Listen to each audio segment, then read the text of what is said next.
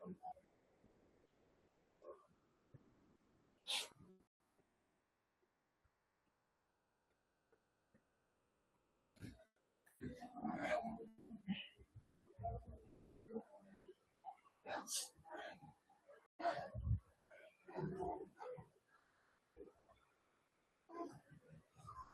Evening students. चलिए, जैसा कल हमने एग्रीकल्चर बायोलॉजी का जो चैप्टर शुरू किया था, फर्स्ट चैप्टर, उसको कल हमने पहली क्लास में ही कंप्लीट कर लिया था। और अगर हम दूसरे चैप्टर की बात करें तो दूसरा चैप्टर है हमारा बायोटेक्नोलॉजी यानी जैव प्रौद्योगिकी, वो आपने बायोलॉजी में पढ़ लिया। अब हम बात करेंगे नेक्स्ट तीसरे चैप्टर की, और तीसरा चैप्टर अपना बेसिकली कीटों का अध्ययन। तो आज हम किसके बारे में बात करेंगे? कीटों के अध्ययन के बारे में बात करेंगे, और सारी जितनी भी हमारी इंपोर्टेंट बातें हैं सभी बातों को आज हम क्लियर करते हुए आगे बढ़ेंगे। तो आज का अपना पॉइंट है बेसिकली कीट विज्ञान, यानी मैं कहूँ तो बेसिकली कीटों का। ठीक है, अब चलते हैं सीधा हम अपने पॉइंट पर, जो अपना टॉपिक है। टॉपिक क्या है बेसिकली? टॉपिक अपना कीट विज्ञान। पहले हम बात किसकी कर रहे हैं? पहले हम बात करें कीट विज्ञान की। ठीक है, कीट विज्ञान 2 से 3 सवाल आएंगे आपको जेट के एग्जाम में। कीट विज्ञान, कीट विज्ञान। ठीक है, थोड़ा सा देखेंगे अपन। अगर हम कीट विज्ञान की बात करें तो इसको अंग्रेजी में क्या कहा जाएगा? अंग्रेजी में हम इसको कहेंगे बेसिकली एंटमोलॉजी। क्या कहेंगे? एंटमोलॉजी। अब कीट विज्ञान या एंटमोलॉजी होती क्या है? मैं कह सकता हूं विज्ञान की वह शाखा जिसके अंतर्गत कीटों का अध्ययन किया जाता है। क्या किया जाता है? कीटों का अध्ययन किया जाता है। सबसे पहला सवाल अगर इस चैप्टर में से आपको पुटअप हुआ तो यही होगा कि कीटों का अध्ययन कहलाता है। तो हम याद रखेंगे सर, कीटों का अध्ययन क्या कहलाता है? कीट विज्ञान या एंटमोलॉजी कहलाता है। क्या कहलाएगा? कीट विज्ञान या एंटमोलॉजी कहलाता है। ठीक है सर, दूसरी बात में क्या आएगी? दूसरी बात में आएगी बेसिकली कीटों का वर्गीकरण। क्या आएगा? कीटों का वर्गीकरण। अब अगर हम कीटों के वर्गीकरण की बात करें तो यहां भी हम 2 बातें याद रखेंगे। अभी हम 2 बातें याद रखेंगे यहां वर्गीकरण में। कौन कौन सी 2 बातें हैं? एक तो मैं अगर बात करूं कीट किस गण के अंतर्गत आते हैं, या कीटों का कौन सा संघ है? कीटों का संघ कौन सा है? कीटों का संघ बेसिकली आर्थ्रोपोडा। कौन सा है? आर्थ्रोपोडा। आर्थ्रोपोडा में वे सभी जीव आते हैं जिनमें पंख और पैर पाए जाते हैं। जिनमें पंख और पैर पाए जाते हैं जीव किसमें आते हैं? आर्थ्रोपोडा में आते हैं। आर्थ्रोपोडा संघ का जो वर्ग है, वर्ग, वो कौन सा है? वो वर्ग है बेसिकली इंसेक्टा। कौन सा वर्ग है? इंसेक्टा। तो हम कह सकते हैं कि कीट आर्थ्रोपोडा संघ के इंसेक्टा वर्ग के प्राणी हैं। आपसे डायरेक्टली सवाल पूछेगा कीट किस संघ के प्राणी हैं? Sir arthropoda. कीट किस वर्ग में आते हैं? तो कीट आते हैं बेसिकली इंसेक्टा वर्ग। किसमें आते हैं? इंसेक्टा वर्ग में आते हैं। तो पहले तो ये हमारी जो सामान्य बात है वो गई कीट विज्ञान क्या है, एंटोमोलॉजी क्या है। दूसरी बात होगी हमारी कीटों का वर्गीकरण कैसे किया गया है। अब मैं चलूंगा सीधा आगे अगले पॉइंट पर। नेक्स्ट हमें पॉइंट आएगा बेसिकली कीटों की सामान्य विशेषताएं। अब हम क्या बात कर रहे हैं? जो कीट हैं हमारे, इन कीटों के सामान्य लक्षण क्या क्या होते हैं? सामान्य लक्षण क्या क्या होते हैं कीटों के, यहां से हमें सवाल पूछा जाएगा, और यहां से काफी सारे सवाल आते हैं, ध्यान रखना। अब हम किसके बारे में बात कर रहे हैं? कीटों के सामान्य लक्षणों की बात कर रहे हैं। तो पहले थोड़ा सा समझो, जनरली मैं अगर बात करूं, सबसे पहली बात, जो कीट होते हैं, कीट वो कैसे होते हैं? वो बेसिकली मैं कहूं तो इनका जो शरीर है, कीटों का जो शरीर है वो कैसा होता है? बेलनाकार होता है। बेलनाकार। कीटों का शरीर कैसा होगा? बेलनाकार। दूसरा, कीटों का जो शरीर है वो 3 भागों में विभाजित होगा। कितने भागों में? 3 भागों में। जनरली आपने कोई भी कीट देखा होगा तो उसके तीन भाग होंगे। एक तो ये भाग होगा, इसको क्या कहेंगे, इसको कहा जाएगा बेसिकली सिर।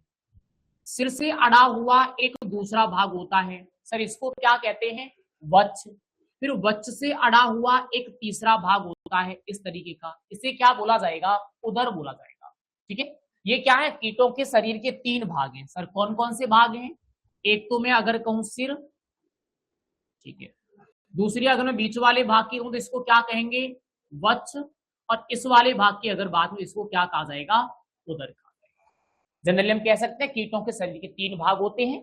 अब कौन कौन से भाग होंगे तो बेसिकली क्लियर है कहानी सर। एक तो होगा सिर, सिर, दूसरा होगा वक्ष, और तीसरा होगा उदर। कीटों के शरीर के तीन भाग होंगे, सिर, वक्ष और उदर।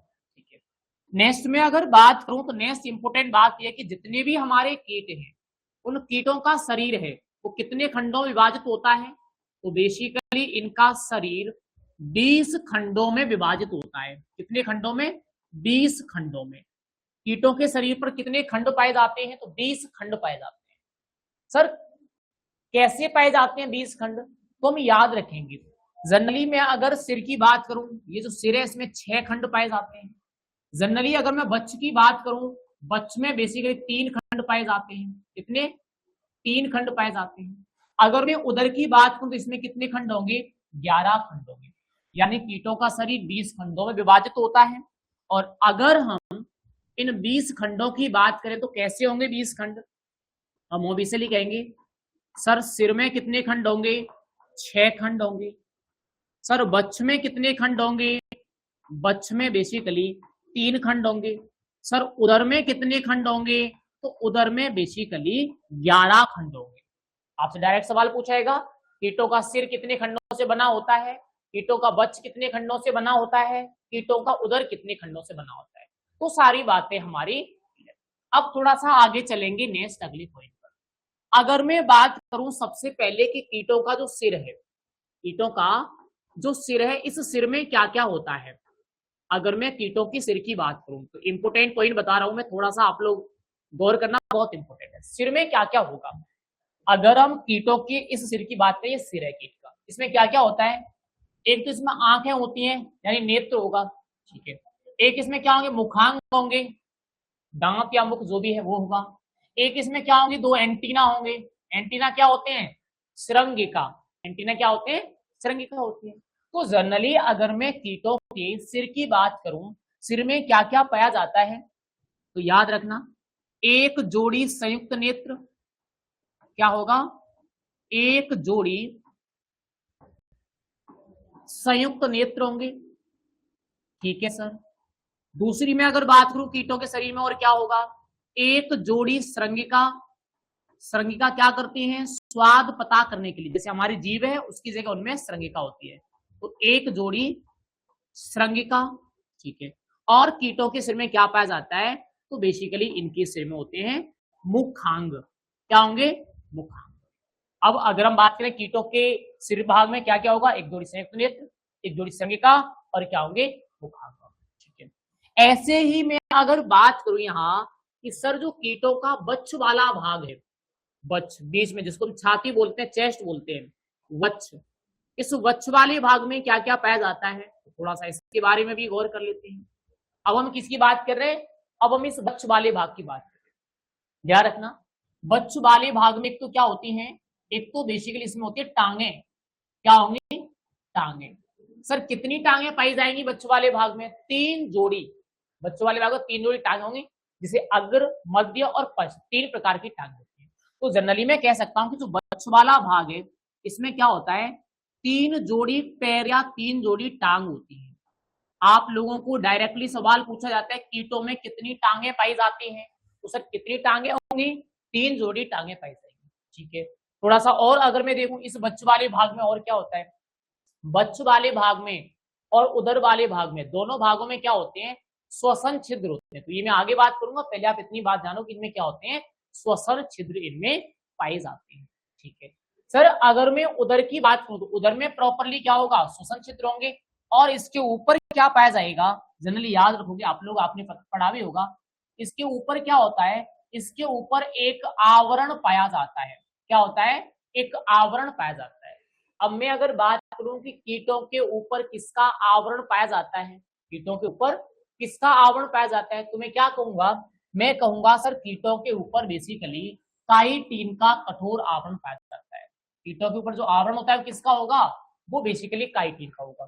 तो अब मैं क्या कहूंगा? नेक्स्ट अगली विशेषता कीटों की, मैं अगली विशेषता कहूंगा इनके ऊपर क्या होता है? कीटों के ऊपर आवरण। कीटों के ऊपर क्या होता है? आवरण होता है। और वो आवरण किसका होता है? वो आवरण बेसिकली काइटिन का होता है। हम कह सकते हैं कीटों के ऊपर काइटिन का कठोर आवरण पाया जाता है। नेक्स्ट बात यह है कि सर इन कीटों में श्वसन किसके द्वारा होता है? श्वसन। तो श्वसन के लिए क्या होती है? इनमें श्वसन नलिका होती है। श्वसन नलिका, श्वसन के लिए क्या होगा? इनमें श्वसन नलिका होंगी। फिर हमें सवाल पूछा जाएगा सर कीटों में उत्सर्जन किसके द्वारा होता है? उत्सर्जन। तो उत्सर्जन के लिए कीटों में क्या होगा? सर मेलपीगी नलिका होंगी। मेलपीगी नलिका। श्वसन श्वसन नलिकाओं के द्वारा होगा, और अगर मैं उत्सर्जन की बात करूं तो वो इनमें मेलपीगी नलिकाओं के द्वारा होगा। दोनों बातें हमारी बिल्कुल ठीक है। श्वसन श्वसन नलिका, उत्सर्जन मेलपीगी नलिका। ऊपर किसका आवरण? तो ऊपर बेसिकली काइटिन का जो आवरण है वो पाया जाता है। ठीक है। नेक्स्ट में अगर बात करूं कीटों में जो कायांतरण है वो कितने प्रकार का होता है? कायांतरण। बात ये भी है कि सर ये कायांतरण क्या होता है? जनरली अगर मैं कायांतरण की बात करूं तो कायांतरण हम बोलते हैं कीटों में अवस्था परिवर्तन। इनके जीवन चक्र में बहुत सारी अवस्थाएं होती हैं, और इन अवस्थाओं में जो परिवर्तन होता है उसे क्या कहा जाता है? कायांतरण कहा जाता है। जनरली कीटों में दो प्रकार का कायांतरण होगा। हम यहाँ से एग्जाम्पल भी आएंगे और अवस्थाओं के नाम भी पूछे जाएंगे। जनरली में अगर बात करूं कायांतरण में सबसे पहली अवस्था, या सबसे पहले क्या कह सकता हूं? अपूर्ण कायांतरण। क्या होगा? अपूर्ण। अब अपूर्ण कायांतरण में हमारी तीन अवस्थाएं होती हैं। कितनी अवस्थाएं होंगी? तीन अवस्थाएं। सर कौन कौन सी अवस्थाएं होंगी अपूर्ण कायांतरण में? एक तो मैं कहूं सबसे पहले क्या बनेगा? अंडा। अंडा से क्या बनेगा? निम्फ, निम्फ या प्रौढ़, और फिर क्या बनेगा? वयस्क। ये तीन अवस्थाएं किसमें होंगी? अपूर्ण कायांतरण में। वहीं अगर मैं बात करूं कि सर अगर मान लो मैं कहूं पूर्ण कायांतरण, तो पूर्ण कायांतरण में फिर कौन कौन सी अवस्थाएं होंगी? तो ये भी हम याद रखेंगे। पूर्ण कायांतरण में हमारी चार अवस्थाएं होंगी। सबसे पहले क्या बनेगा? सर अंडा। अंडा के बाद क्या बनेगा? लार्वा या लट। लार्वा के बाद क्या बनेगा? प्यूपा। सर प्यूपा के बाद क्या बनेगा? वयस्क। अब आपसे सवाल पूछ लेगा कि अपूर्ण कायांतरण की अवस्था कौन कौन सी है और पूर्ण कायांतरण की अवस्था कौन कौन सी? तो अपूर्ण कायांतरण में तीन और पूर्ण कायांतरण में चार अवस्थाएं। इससे भी इंपोर्टेंट सवाल, हमें सवाल पूछा जाएगा किस कीट में अपूर्ण कायांतरण पाया जाता है, किस कीट में पूर्ण कायांतरण पाया जाता है, ये सवाल भी हमसे पूछा जाएगा। तो जनरली फिर हम याद रखेंगे अगर हम अपूर्ण कायांतरण की बात करें, तीन हमारे पास इंपोर्टेंट कीट है। एक तो मैं अगर बात करूं दीमक, ठीक है। एक में अगर बात करूं तो टिड्डा, दीमक है, टिड्डा है, और मैं अगर बात करूं तो एक है मोइला या चेपा। कौन सा? मोइला, या इसको हम क्या कहेंगे? चेपा कहेंगे। इन तीनों में क्या पाया जाएगा? अपूर्ण कायांतरण। बाकी इनके अलावा हमारे सिलेबस में जितने भी हैं सभी में क्या होता है? पूर्ण कायांतरण होता है। सर इनके अलावा कौन कौन से, जैसे अगर हम एग्जाम्पल के रूप में बात करें तो मैं कहूं यहां सफेद लट, सफेद लट। मैं अगर कहूं यहां कातरा, कातरा। मैं अगर कहूं यहां तना छेदक, मैं अगर कहूं यहां फली छेदक। यानी अन्य जितने भी कीट हैं इन तीनों के अलावा सभी में क्या होता है? पूर्ण कायांतरण पाया जाता है, और यहां से हमें सवाल भी आते हैं। ठीक है। एक और विशेषता बता दूं, बेसिकली जो कीट हैं, कीट कैसे होते हैं? कीट बेसिकली एक लिंगी होते हैं। कैसे होते हैं? एक लिंगी। सर एक लिंगी का मतलब क्या? एक जीव में एक ही लिंग होगा। एक जीव में एक ही लिंग। जैसे मैं मेल हूं तो मेरे अंदर क्या है? मेल पार्ट है।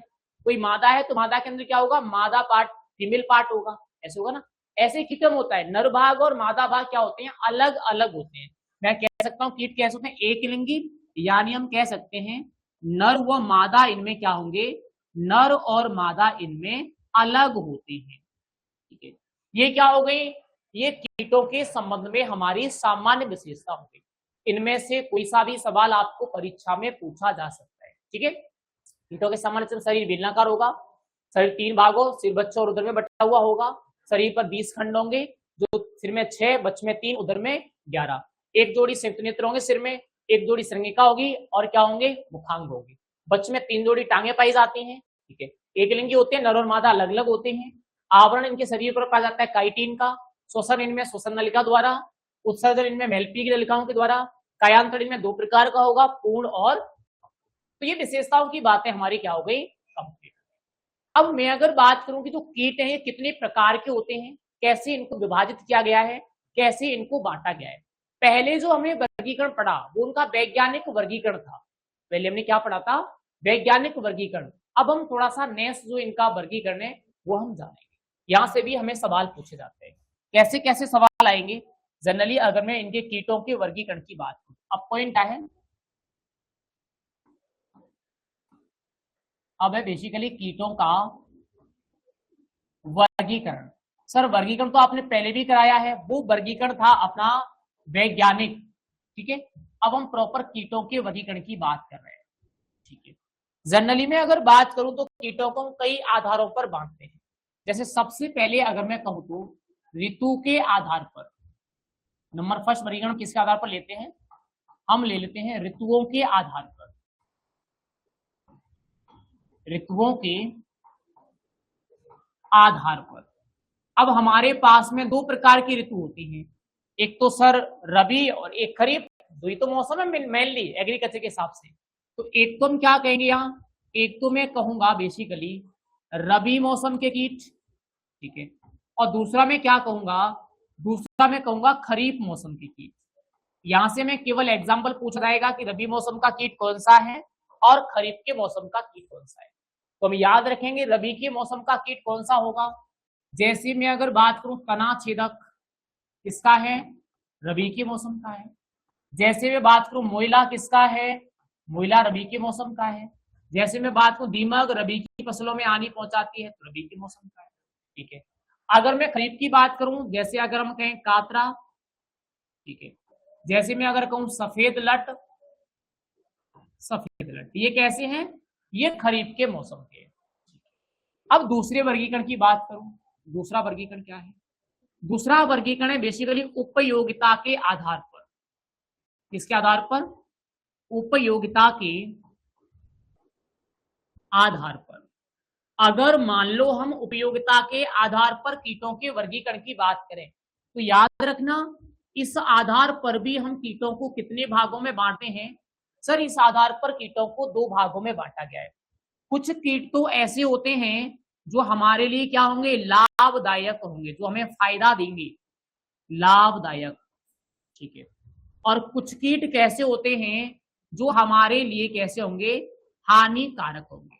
कुछ कीट ऐसे होते हैं जो हमारे लिए हानिकारक होंगे और कुछ कीट ऐसे होंगे जो हमारे लिए लाभदायक होंगे। अब बात देखो सर हमारे लिए लाभदायक कीट कौन कौन से हैं। जैसे मैं अगर बात करूं मधुमक्खी, मधुमक्खी क्या है, लाभदायक कीट है। जैसे मैं बात करूं रेशम कीट, क्या है, लाभदायक कीट है। जैसे मैं बात करूं लाख कीट, लाख का जो कीट होता है क्या है, लाभदायक कीट है। ऐसे ही मैं अगर बात करूं यहाँ नेक्स्ट, रवीना मीना आपस में बात है नहीं, पहला कमेंट तुम्हारा ही आता है जब भी आता है फालतू। अब की बार ध्यान रखना बोलने से कमेंट करने से पहले, ठीक है, ये कोई दूसरा टीचर नहीं है तो तुम मगप मान लोगे।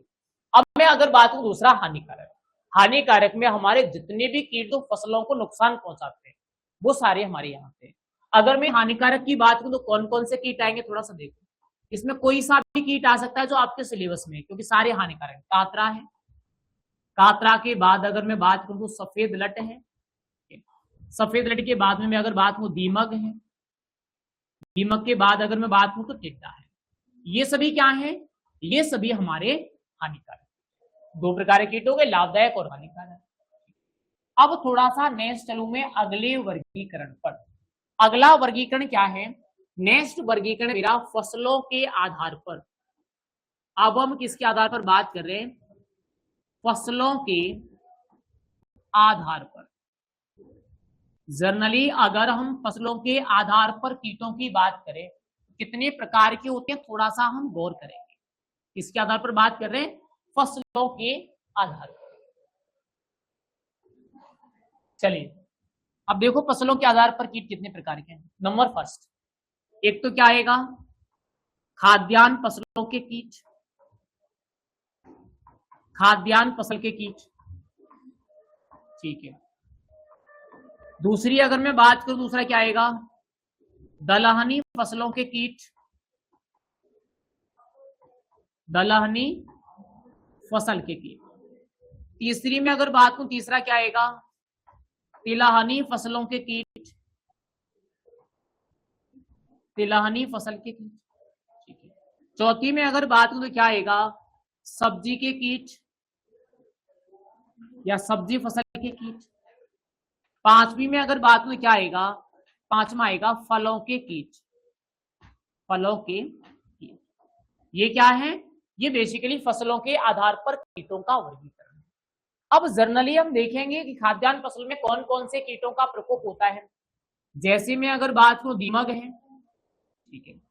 जैसे मैं बात करूं तना छेदक है, तना छेदक। जैसे मैं बात करूं खपरा भृंग है। इन कीटों का ज्यादातर प्रयोग कहां होता है? खाद्यान्न फसलों में होगा। अगर मैं दलहनी फसलों में बात करूं, जैसे मैं अगर कहूं सेमी लूपर है, ठीक है। जैसे मैं अगर कहूं फली छेदक है, इन कीटों का प्रकोप कहां होगा? इनका प्रकोप बेसिकली दलहनी फसलों में होगा। नेक्स्ट में अगर बात करूं तिलहनी फसल, जैसे मैं अगर बात करूं मोइला या चेपा, चेपा। ऐसे में अगर और भी बात करूं तो आरा मक्खी, आरा मक्खी, ये क्या है? ये तिलहनी फसलों में। अगर मैं बात करूं सब्जी फसल के कीट, तो सब्जियों के कीट में कौन से आएंगे? जैसे मैं बात करूं एफिड है, जैसे मैं बात करूं थ्रिप्स है, जैसे मैं बात करूं हरा तेला है, हरा तेला। एफिड, थ्रिप्स, हरा तेला, ये कैसे हैं? ये सब्जी फसलों है। थोड़ा सा और आगे बात करूं फलों के कीट। अब फलों के कीटों में कौन कौन सा आता है? जैसे बेर की फल मक्खी है, फल मक्खी। मैं अगर बात करूं तितली है, अनार की, ये क्या है? ये बेसिकली फलों के कीट है। तो ये क्या हो गया? ये बेसिकली अपना कीटों का वर्गीकरण हो गया तीन आधार पर। किसके आधार पर? ऋतुओं के आधार पर, उपयोगिता के आधार पर और फसलों के आधार पर। फसलों के आधार पर कीटों के वर्गीकरण में एक हमें और आता है जिसको इंपोर्टेंटली हम याद रखेंगे यहाँ, और वो कौन सा है? वो है बेसिकली भंडारण के कीट। इसके भंडारण के कीट। यहां से भी आपको एक जो सवाल है वो पूछ लेता है कि फसलों को भंडारण में हानि पहुंचाने वाला कीट कौन सा है। तो भंडारण के कीटों में कौन कौन से आएंगे थोड़ा सा हम याद रखेंगे। एक तो मैं अगर बात करूं यहाँ खपरा भृंग, खपरा भृंग, ठीक है। दूसरी में अगर बात करूं यहाँ सुरसाली, सुरसाली, ठीक है। तीसरी में अगर बात करूं क्या होगा? घुन, घुन। ये क्या है? ये फसलों को भंडारण में हानि पहुंचाने वाले कीट। तो आपसे प्रश्न ये भी आ सकता है कि फसलों को भंडारण में हानि पहुंचाने वाला कीट कौन सा है? तो ये हो गए। और बाकी अगर मैं बात करूं तो हमारे, ठीक है। ये कहानी हमारी कंप्लीट हुई कीटों के वर्गीकरण की। क्या हो गया? कीटों का वर्गीकरण बेसिकली कंप्लीट हो गया। अब हम थोड़ा सा आगे चलेंगे नेक्स्ट और अगले पॉइंट। अब हम एक एक करके कीटों की बात करेंगे, लेकिन हम एक एक करके नहीं पढ़ेंगे। जो चीजें हमें एग्जाम में पूछी जाएंगी केवल हम उन्हीं चीजों के बारे में डिस्कस करेंगे। इंपोर्टेंट पॉइंटों के बारे में हम बात करेंगे। एक तो मैं अगर बात करूं में कहां से सवाल आते हैं थोड़ा सा गौर करेंगे। कुछ इंपोर्टेंट कीट हैं जिनके नाम आप लोगों को पूछे जाते हैं। तो अब अपनी हेडिंग हम क्या बनाएंगे? कीटों के नाम की हेडिंग बनाएंगे। क्या बनाएंगे अब हमारा पॉइंट है कीटों के नाम। हम कीटों के नाम की हेडिंग बना रहे हैं। कैसे नाम होते हैं, कैसे नाम हमें परीक्षा में पूछे जाते हैं। जनरली अब देखो यहां से आगे बहुत इंपोर्टेंट कॉन्सेप्ट अपन लागू कर रहे हैं जो चलने वाला है और बहुत इंपोर्टेंट है। चलिए अब देखो नेक्स्ट, तुम लोग जो बातें कर रहे हो बातें मत करो बार बार है। चलिए कीटों के नाम की बात करें, सबसे पहला कीट कौन सा है? कातरा। कातरा, कातरा को क्या कहा जाता है? एमसेक्टा मुरी। एमसेक्टा मुरी, ठीक है।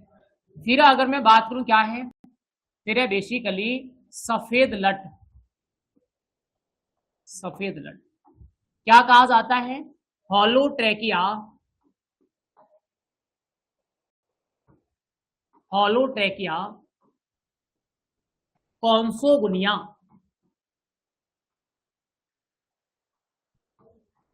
हॉलोट्रेकिया कॉन्सोगुनिया, ठीक है।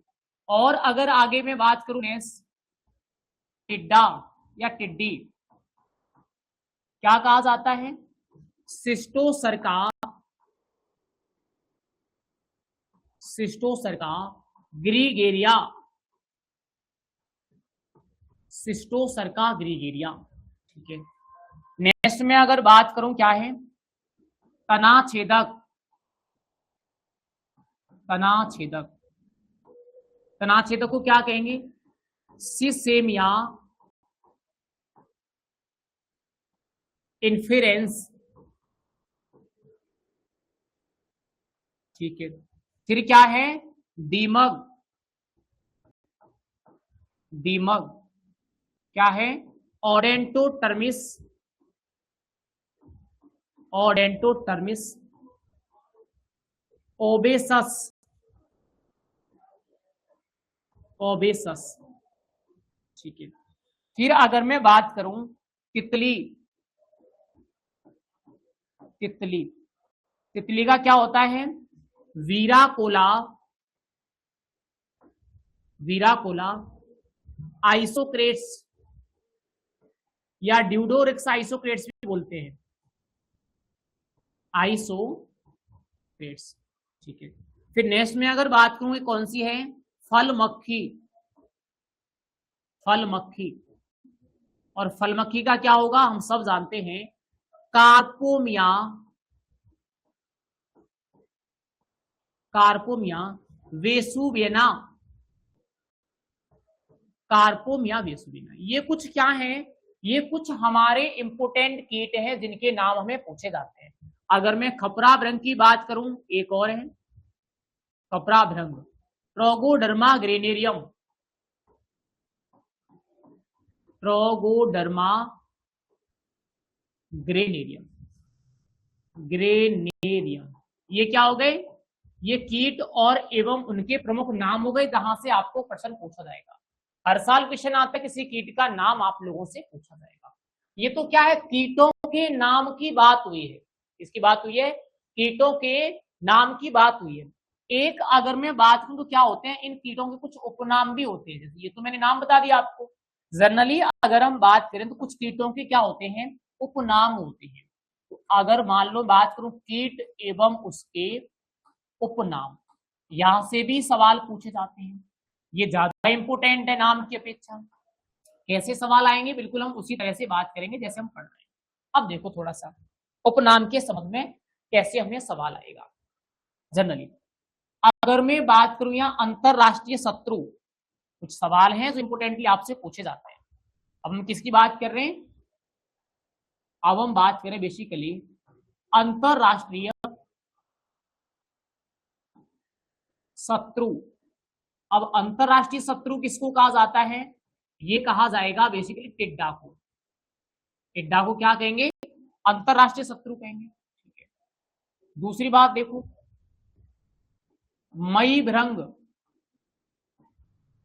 मई भृंग, या मैं कहूं तो जून भृंग, या मैं कहूं तो कॉकचेफर भृंग।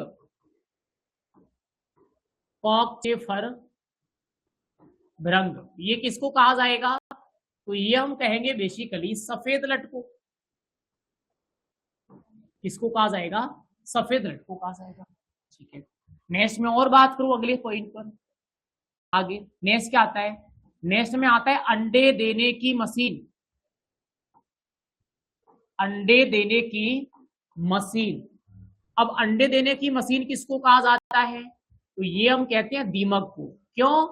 क्योंकि दीमक हर सेकंड में क्या देती है, अंडा देती है। दीमक क्या करेगी, हर सेकंड में अंडा देगी, इसलिए इसको अंडे देने की मशीन कहा जाता है। ठीक है, और अगर हम आगे चले नेक्स्ट में सवाल कहां से आएगा, नेक्स्ट में सवाल पूछा जाएगा गुलाबी सुंडी किस कीट को गुलाबी सुंडी के नाम से जाना जाता है, डायरेक्ट आता है गुलाबी सुंडी। अगर हम गुलाबी सुंडी की बात करें तो किसको बोलते हैं, तना छेदक। तना छेदक को क्या कहा जाता है, गुलाबी सुंडी कहा जाता है। ठीक है, एक में सवाल पूछा जाएगा कॉटन बॉलवर्म के नाम से किसको जाना जाता है, कॉटन बॉलवर्म, कॉटन बॉलवर्म। तो ध्यान रखना कॉटन बॉलवर्म के नाम से किसको जानेंगे, ये बेसिकली फली छेदक, फली छेदक। फली छेदक को क्या कहा जाएगा, तो इसको कहेंगे अपन बेसिकली कॉटन बॉलवर्म। ये कुछ कीटों के उपनाम हैं जो हमें परीक्षा में पूछे जाते हैं। ठीक है, अगर अंतरराष्ट्रीय शत्रु की बात करूं टिड्डा हो गया, मई भ्रंग, जून भ्रंग, कॉकचक्र भ्रंग कौन सा हो गया, सफेद लट हो गई। अंडे देने की मशीन बात करूं दीमक हो गई। गुलाबी सुंडी की बात करूं तो तना छेदक हो गया। कॉटन बॉलवर्म की बात करूं तो किसको कहा जाएगा, तो फिर फली छेदक को कहा जाएगा। ठीक है, थोड़ा सा और आगे बढ़ते हैं नेक्स्ट अगले पेज पर। आगे क्या आता है, नेक्स्ट में आता है कीटों के गण। कीटों के गण भी हमें पूछे जाते हैं। अब हम किसके बारे में बात करेंगे, अब हम बात करें कीट एवं उनका गण, इनके संबंध में हमें सवाल आएगा। थोड़ा सा गौर करना, इंपोर्टेंट बात बता रहा हूं मैं आपको। कीट एवं इनके गण की बात हम पढ़ रहे हैं। चलिए कैसे हम याद करेंगे, कैसे में सवाल आएगा, थोड़ी सी उसी बात पर हम जिक्र करते हैं। जनरली देखो कौन कौन से कीट है हमारे पास। एक तो हमारे पास गण है बेसिकली इंपोर्टेंट लेपिडोप्टेरा, लेपिडोप्टेरा। ठीक है, एक हमारे पास कौन सा है, एक है हमारे पास कॉलियोप्टेरा। दो हमारे पास बड़े वर्ग हैं, बड़े वर्ग मतलब ज्यादातर कीट हमारे इन दोनों के अंतर आते हैं। जैसे मैं अगर बात करूं यहाँ कातरा लेपिडोप्टेरा में आता है, जैसे बात करूं तना छेदक लेपिडोप्टेरा में आता है, जैसे मैं बात करूं फली छेदक लेपिडोप्टेरा में आता है, जैसे बात करूं मैं तितली लेपिडोप्टेरा में आती है। ये चारों कीट एक ही गण में आएंगे लेपिडोप्टेरा। ठीक है, वहीं अगर मैं दूसरी बात करूं कॉलियोप्टेरा में कौन आएगा, आप लोग याद रखोगे एक तो सफेद लट और दूसरी में अगर बात करूं तो खपरा भृंग। सफेद लट और खपरा भृंग दोनों ऐसे कीट हैं जो कहां आते हैं, कॉलियोप्टेरा में आते हैं। सर अगर मैं और आगे चलूं नेक्स्ट और कोई वर्ग है, बिल्कुल है। जैसे मैं अगर बात करूं आइसोप्टेरा, क्या है आइसोप्टेरा, इस आइसोप्टेरा में कौन आता है, तो दीमक आती है। दीमक का अलग ही वर्ग है, वो वर्ग है आइसोप्टेरा। ठीक है सर, अगर हम बात करें आर्थोप्टेरा, कौन सा आर्थोप्टेरा, आर्थोप्टेरा में कौन आता है, तो जो टिड्डा है तो किसमें आता है, आर्थोप्टेरा में। टिड्डा या मैं बात करूं टिड्डी आर्थोप्टेरा में आती है। ठीक है सर, फिर हेमिप्टेरा में कौन आता है, हेमिप्टेरा। अगर मैं हेमिप्टेरा की बात करूं तो इसमें कौन आएगा, इसमें आएगा बेसिकली मोइला या चेपा। कौन आएगा, जो मोइला या चेपा है वो हेमिप्टेरा में आता है। सर एक और बचा है हमारा कीट, कौन सा बचा है, वो है डिप्टेरा। क्या है, डिप्टेरा। और डिप्टेरा में कौन आता है, तो ये आता है बेसिकली फल मक्खी। कौन सा, फल मक्खी। किसमें आएगा, तो डिप्टेरा में आएगा। ये क्या हो गए, ये हमारे प्रमुख कीट और उनके गण हो गए। आपको किसी भी कीट का पूछ लेगा, मान लो मैंने पूछा तना छेदक किस गण का कीट है, बता दो कि किस गण का है।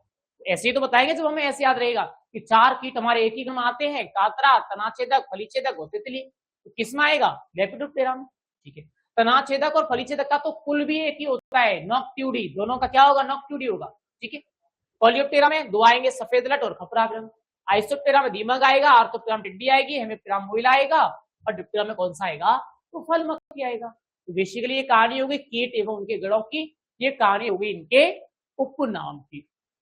ठीक है सर, और थोड़ा सा आगे चलते, नेक्स्ट में कहां से सवाल पूछा जाएगा। नेक्स्ट में सवाल पूछा जाता है हानिकारक अवस्था। ध्यान देना, अगला सवाल कहां से आएगा, जो कीट हैं उन कीटों की हानिकारक अवस्थाओं से हमें सवाल पूछा जाता है।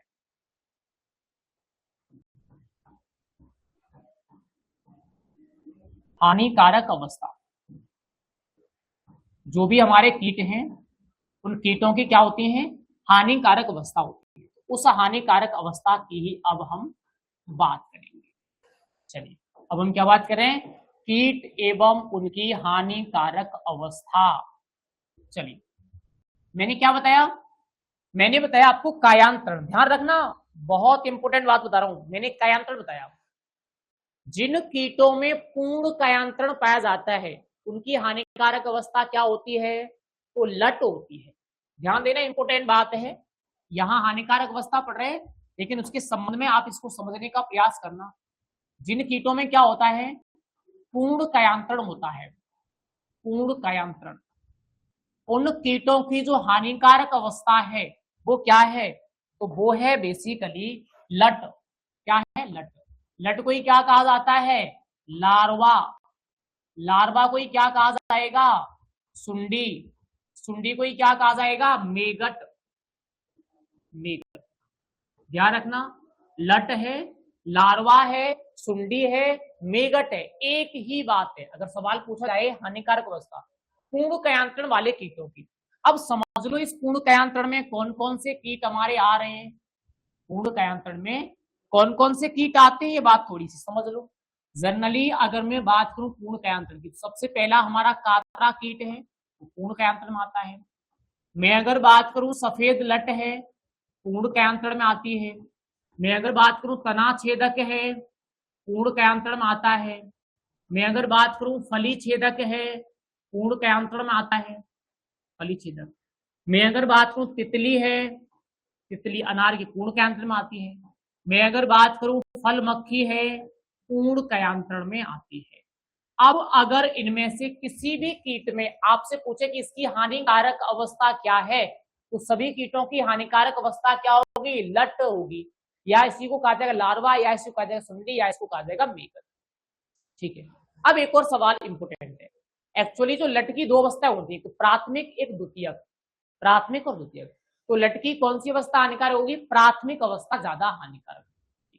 ऐसे ही मैं अगर बात करूं, कुछ कीट हमारे ऐसे हैं जिनमें क्या होता है, जिनके अंदर अपूर्ण कायांतरण होता है, अपूर्ण कायांतरण। तो याद रखेंगे हम लोग, अब जिन कीटों के अंदर अपूर्ण कायांतरण पाया जाता है उनकी हानिकारक अवस्था क्या होगी, तो उनकी हानिकारक होगी बेसिकली शिशु एवं वयस्क। क्या होगी, शिशु एवं वयस्क। अब आप लोगों से किसी भी कीट की पूछ ले, क्या हो जाएगी, शिशु एवं वयस्क हो जाएगी। सर कौन कौन से कीट हैं, थोड़ा सा उनके बारे में भी बता दो। बिल्कुल, इन कीटों के एग्जाम्पल भी हम देखते हैं, कौन कौन से कीट हैं। तो देखो, एक तो मैं अगर बात करूं टिड्डा, टिड्डा या टिड्डी। दूसरी में अगर बात करूं दीमक, ठीक है। तीसरी में अगर बात करूं तो मोइला या चेपा, मोइला या चेपा।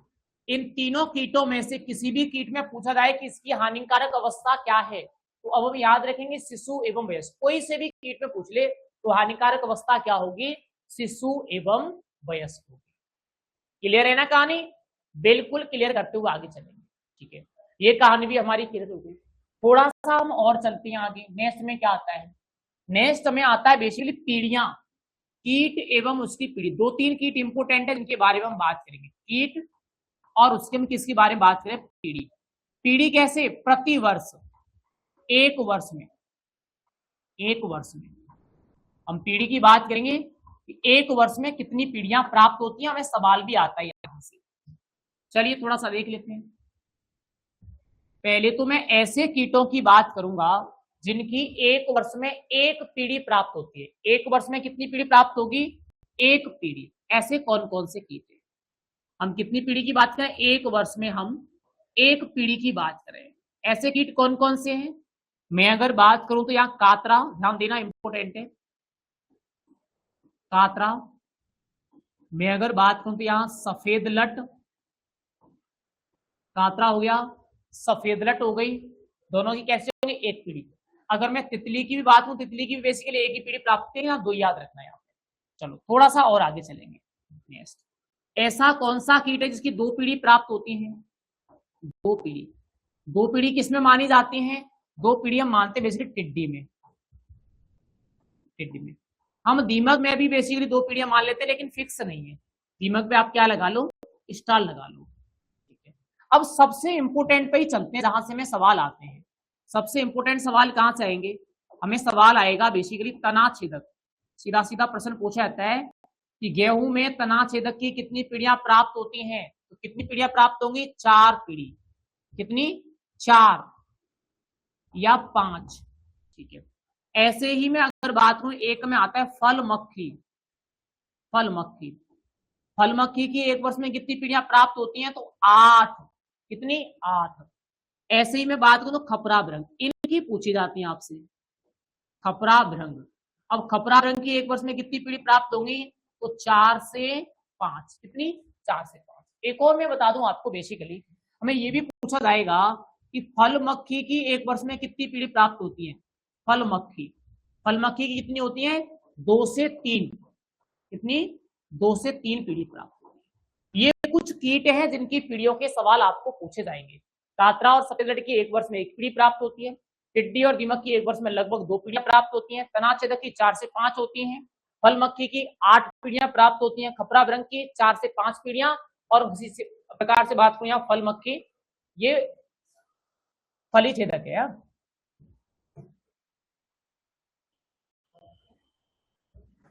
ये फली छेदक है, ध्यान रखना, फली छेदक। ठीक है, फली छेदक की 8 और फल मक्खी की कितनी? 2 से लेकर के 3 पीढ़ी हमें प्राप्त होती है। यहां से आपको डायरेक्टली जो सवाल है वो परीक्षा के अंदर पूछा जाता है। तो ये कहानी किसकी हो गई? ये कहानी होगी कीट एवं उनकी एक वर्ष में जो पीढ़ी प्राप्त हुई उसकी। और ये कहानी किसकी होगी? प्रमुख रूप से कीटों की हानिकारक अवस्था की होगी। इस चैप्टर में और ऐसा क्या बचा है जहां से हमें सवाल पूछे जाते हैं? थोड़ा सा और मैं चलूं नेक्स्ट आगे। अगर हम आगे की बात करें तो नेक्स्ट में सवाल कहां से आएगा? नेक्स्ट में सवाल आएगा बेसिकली अंडा। अंडा, ठीक है। अब हम क्या बात करें? तो कीट हैं और कीटों के अंडों के बारे में जो हमें सवाल आते हैं उसके बारे में हम चर्चा करेंगे। ठीक है,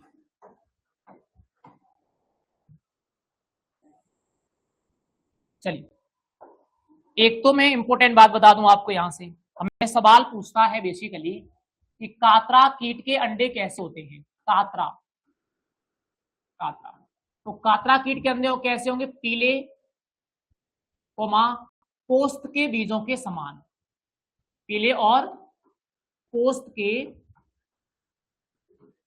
बीजों के समान होंगे। ठीक है, अगर मैं बात करूं यहां टिड्डी, यहां से भी सवाल आएगा कि जो टिड्डी है, टिड्डी के अंडे कैसे होते हैं? टिड्डी के अंडे होते हैं पीले चावल के समान। पीले और कैसे होंगे? चावल के समान होंगे। चावल के समान, यहां से आपको सवाल पूछा जाता है। फिर एक दो सवाल और आ सकते हैं। यहां से कौन कौन से आएंगे थोड़ा सा गौर करेंगे। हमें सवाल पूछा जाएगा कि बेसिकली जो टिड्डा कीट वो है कातरा, कातरा की मादा कितने अंडे देती है? तो याद रखना, कातरा की मादा कितने अंडे देगी? 1500। कितने? 1500। अगर मैं बात करूं सफेद लट, कितने? सफेद लट 60। कितने अंडे देती है? 60। वहीं अगर मैं बात करूं नेक्स्ट सबसे इंपोर्टेंट आता है दीमक का, यही याद रखना बस की। दीमक, दीमक कितने अंडे देती है? तो दीमक अंडे देगी 70 से लेकर के 80,000। आपसे सवाल पूछाएगा कि दीमक की मादा कितने अंडे? 70 से 80,000 प्रति सेकंड ये एक अंडा देती है। कितना अंडा देगी? प्रति सेकंड एक अंडा देगी। एक और बात याद रखना, इन अंडों का ऊष्मायन काल, अंडे से शिशु बनने का काल क्या होता है? अलग अलग होता है, जो मैं आपको पीडीएफ में प्रोवाइड करवा दूंगा। ठीक है, लेकिन इंपोर्टेंट बात यहां से और समझना आप लोग एक मेरी, वो इंपोर्टेंट बात क्या है? वो इंपोर्टेंट बात यह कि अंडा की जब ये अवस्था आती है तो इसके बाद जब इनमें त्वचा निर्मोचन होता है, क्या होता है? त्वचा निर्मोचन। तो कोई सा भी कीट हो उसमें त्वचा निर्मोचन कितनी बार होता है? 5 से लेकर के 6 बार। ये जितने भी कीट हैं सभी कीटों में कितनी बार त्वचा निर्मोचन होगा अंडा के बाद में? 5 से लेकर के 6 बार त्वचा निर्मोचन की क्रिया होती है। एक और बात याद रखना, बेसिकली अगर मैं बात करूं यहां स्पेसिकली किसकी? मोइला या चेपाकी। मोइला या चेपाकी के संबंध में एक बहुत ही इंपॉर्टेंट फैक्ट है हमारा। अब वो इंपॉर्टेंट फैक्ट क्या है, थोड़ा सा हम इसके बारे में अभी समझ लेते हैं। मोइला या चेपाकी के संबंध में हम बात कर रहे हैं।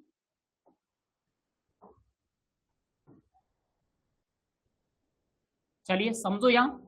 अब देखो चेपा के बारे में इंपोर्टेंट कहानी जान रहे हैं हम। इसके अगर हम जीवन चक्र की बात करें, दो प्रकार का होता है। एक तो मैं अगर बात करूं कहां होगा, पहाड़ी क्षेत्रों में। कहां होगा, पहाड़ी क्षेत्र में। ठीक है। और एक में अगर बात करूं कहां होगा, मैदानी क्षेत्र में। मैदानी क्षेत्र। अब ध्यान देना, सबसे जरूरी बात है यहां, सबसे जरूरी बात क्या है कि अगर मैं पहाड़ी क्षेत्रों की बात करूं तो पहाड़ी क्षेत्र में इसके जीवन चक्र में कितनी अवस्थाएं होती हैं, 3 अवस्था। जीवन में 3 अवस्था पाई जाती है।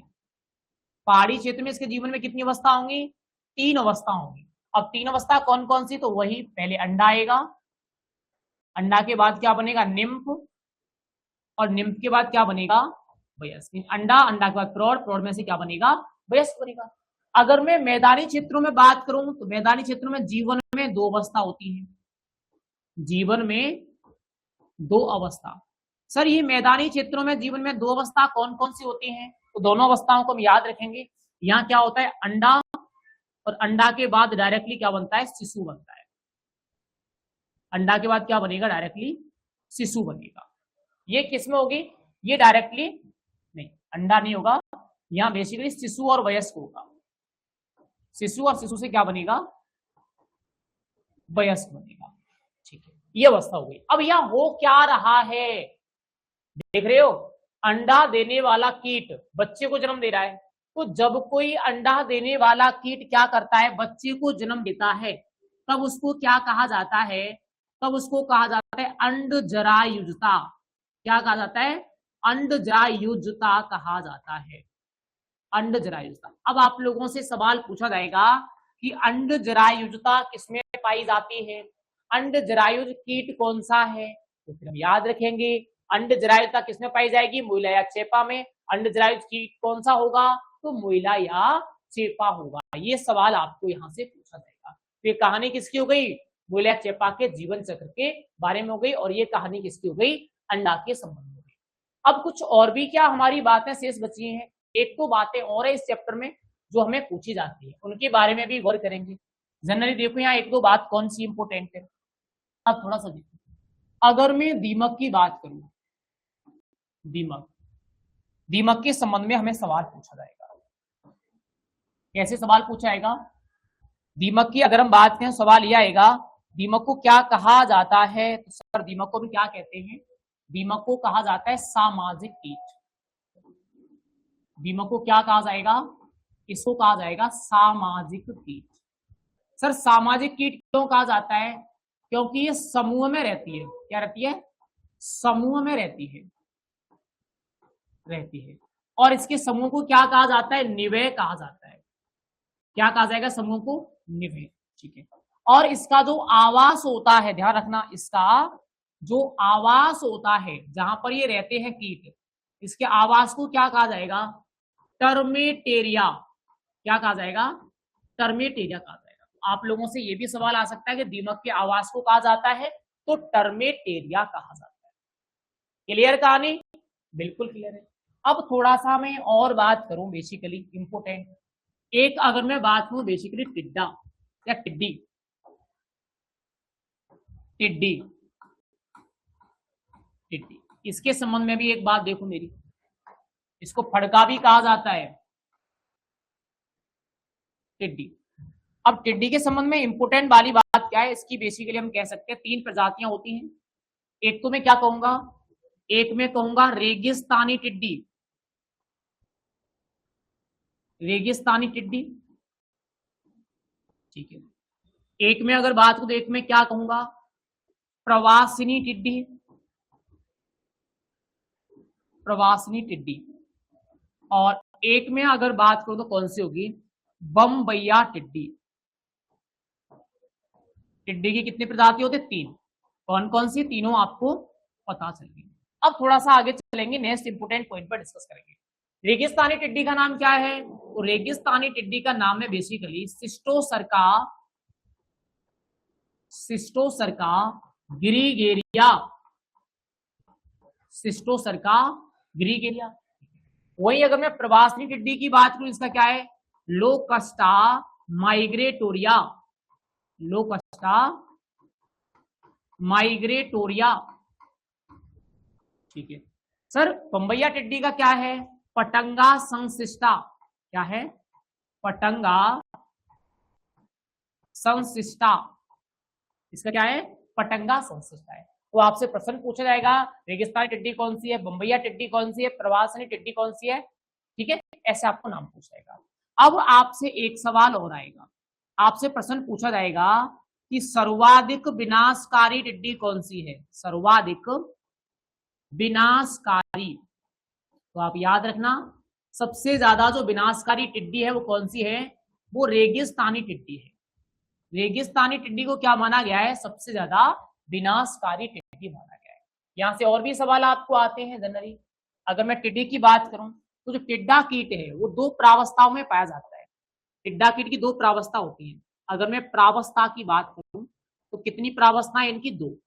सर कौन कौन सी प्रावस्था है? एक तो मैं कहूंगा एकल प्रावस्था, एकल, और एक को मैं क्या कहूंगा? यूथी प्रावस्था, यूथी। अब समझो मेरी बात, एकल, जब कोई कीट अकेला पाया जाता है तो एकल प्रावस्था, जब कोई कीट समूह में पाया जाता है तो यूथी प्रावस्था। ध्यान रखना। एक और, इनमें क्या हो जाता है? अवस्था परिवर्तन हो जाता है। ये इस अवस्था में आ सकते हैं और ये इस अवस्था में आ सकते हैं, और इस अवस्था परिवर्तन को क्या कहा जाता है? ट्रांसिएंट कहा जाता है। क्या कहेंगे? ट्रांसिएंट कहेंगे। आप लोगों को सवाल पूछा जाएगा कि टिड्डी में अवस्था परिवर्तन कहलाता है तो ट्रांसिएंट कहलाता है। मैं यहां लिख देता हूं नीचे ताकि आपको समझ में आ जाए। ये क्या है? ये बेसिकली टिड्डी में अवस्था परिवर्तन होता है। क्या होता है? अवस्था परिवर्तन। ठीक है, तो ये बात भी हम याद रखेंगे। और एक और बात बता दूं आपको, आपके सिलेबस में जितने भी कीट दे रखे हैं, ध्यान देना मेरी बात पर, आपके सिलेबस में जो सभी कीट हैं, सभी कीट कैसे हैं? सर्वबच्ची पॉलीफोगस हैं, जो सब कुछ खा जाते हैं। कैसे हैं? सर्वबच्ची या पॉलीफोगस। लेकिन हम याद रखेंगे हमारे सिलेबस में एक कीट है, उस कीट का नाम क्या है? फल मक्खी। और कौन सी फल मक्खी? बेर की फल मक्खी। वो कैसा है? वो एकमात्र ऐसा कीट है जो एकल भच्ची होता है। बेर की फल मक्खी एकल भच्ची कीट है। बाकी में जितने भी कीटों की बात करूं, सारे के सारे कीट कैसे हैं? तो सारे के सारे कीट आपके सर्वभक्षी प्रकृति के होते हैं। ठीक है, तो सारे कीट सर्वभक्षी है। बेर की फल मक्खी कैसा है? तो एकल भच्ची। ठीक है, ये सारे सवाल आपको इस पूरे चैप्टर से पूछे जाते हैं। अब ये आपका पूरा का पूरा चैप्टर क्या हो गया? क्लियर हो गया। आपको ऐसे भी पूछ लेगा एक सवाल, सी आकार का कीट कौन सा है? सवाल कैसे पूछेगा? सवाल पूछेगा बेसिकली सी आकार का कीट। सी आकार का कीट, तो सी आकार का कीट हम जानते हैं। कौन सा कीट सी आकार का होता है? सर ये होता है सफेद लट। कौन सा होता है? सफेद लट। सफेद लट कैसा है? सी आकार का कीट है। मैं अगर कहूं आप लोगों से कि भूमिगत कीट कौन सा है? भूमिगत, जो भूमि के अंदर पाया जाता है, भूमिगत कीट। अब किसकी बात करें? भूमिगत कीट की बात करें। अब भूमिगत कीट कौन सा होगा? एक तो हमने पढ़ा है कि सर सफेद लट है भूमिगत, सफेद लट। ठीक है, एक सर में अगर बात को दीमक भी कैसा होता है? दीमक भी भूमिगत होता है। तो सफेद लट और दीमक दोनों कैसे हैं? दोनों बेसिकली भूमिगत कीट है। तो आपको सवाल यहां से भी पूछा जा सकता है।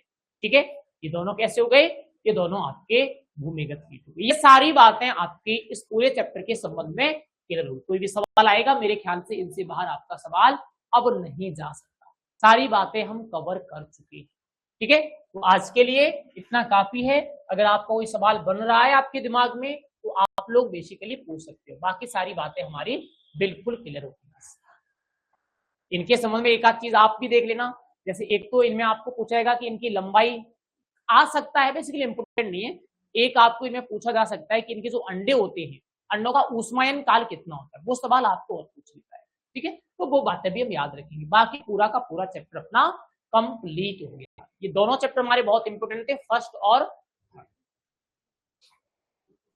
First slide. ये फर्स्ट स्लाइड ये जानवी रवीना।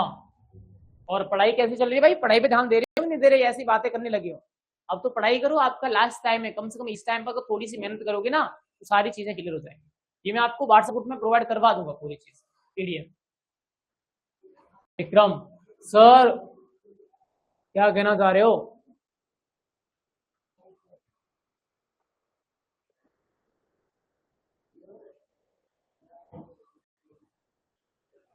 तिलचट्टा PYQ में है। तिलचट्टा कॉकरोच आपके सिलेबस में आता है, अमीबा, अमीबा कॉकरोच, और ये खुद पढ़ लेना, ये पढ़ाने की पॉइंट नहीं है। Raveena good night. प्रकाश हाँ पवन सर की तबीयत खराब है इसलिए से वो क्लास नहीं दे पा रहे। ठीक है भाई, आज के लिए काफी है, बाकी नेक्स्ट मिलते हैं कल और अगली क्लास में। ठीक है, थैंक यू।